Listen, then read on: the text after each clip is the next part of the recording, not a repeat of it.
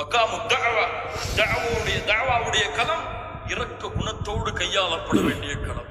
தஅவாவுடைய களம் அல்லாஹ்வுடைய அருளோடு கையாளப்பட வேண்டிய களம். இங்கே கோபத்திற்கோ விவேகத்திற்கோ தவறான வார்த்தைகளுக்கோ அல்லது சாபத்திற்கோ இங்கே இடம் கிடையாது. மகாமு தஅவா ரஹ்மா. கதாதா ரஹ்மஹுல்லாஹ் அவர்கள் சொன்னார்கள், கொஞ்சம் கேளுங்கள் இந்த செய்தியை.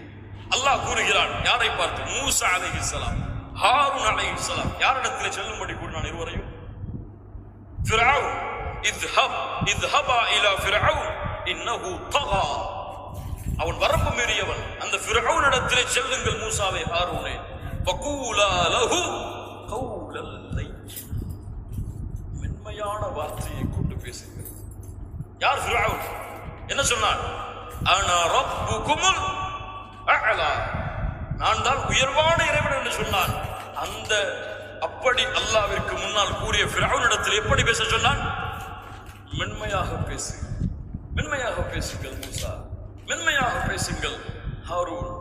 கொஞ்சம் யோசியுங்கள். கதாதா சொல்கிறார்கள், அனா ரப்புகுமுல் அஅலா என்று சொல்லக்கூடியவனிடத்திலேயே அல்லாஹ் மென்மையாக பேசுங்கள் என்று சொல்லும் பொழுது சுப்ஹான ரப்பியல் அஅலா என்று சொல்லக்கூடிய இடத்திலே ஏன் மென்மையாக பேச மாட்டார்? புரியுதா? திரும்ப சொல்லுவா, திரும்ப சொல்லுவா. யா அல்லாஹ் அனா ரப்புகுமுல் அஅலா என்று சொல்லக்கூடிய அல்லாஹ்வுடைய எதிரி இடத்திலேயே அல்லாஹ் மென்மையாக பேசு என்று சொல்லும் பொழுது சுப்ஹான ரப்பியல் அஅலா, அல்லாஹ் தான் உயர்ந்தவன் என்று சொல்லக்கூடிய அடிமை இடத்திலே சென்று ஏன் கோபத்தோடு, ஏன் விவேகத்தோடு, ஏன் தவறான வார்த்தைகளை உபயோகம் செய்து பேசுகிறாய்?